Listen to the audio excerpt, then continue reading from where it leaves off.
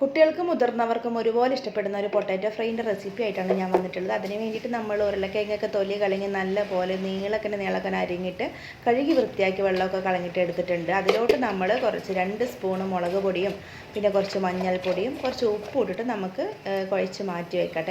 എരിവിനനുസരിച്ച് നമുക്ക് മുളക് പൊടിയൊക്കെ ഇട്ട് കൊടുക്കാവേ. ഇനി ഫ്രൈ പാൻ അടുപ്പത്ത് വെച്ചു. എന്നിട്ട് നമ്മൾ ഓയിൽ ഒഴിച്ച് കൊടുത്തു. ഇനി അതെല്ലാം നിങ്ങൾക്ക് വെളിച്ചെണ്ണ നിങ്ങളുടെ അടുത്ത് ഒരുപാട് ഇന്നത്തെ വിലയ്ക്ക് ഇനി വെളിച്ചെണ്ണൻ്റെ കാര്യം പറയാതിരിക്കുന്നതാണല്ലോ നല്ലത്. അപ്പോൾ വെളിച്ചെണ്ണ ഉണ്ടെങ്കിൽ അത് കൂടുതൽ ടേസ്റ്റാണ് കേട്ടോ. എന്നിട്ട് പിന്നെ കുറച്ച് കറിവേപ്പില കൂടി ഇട്ട് കൊടുക്കുന്നുണ്ട്. എന്നിട്ട് ഒരു 5 മിനിറ്റ് മീഡിയം ഫ്ലെയിമിൽ നമുക്ക് അങ്ങോട്ട് വേവിച്ചെടുക്കാം.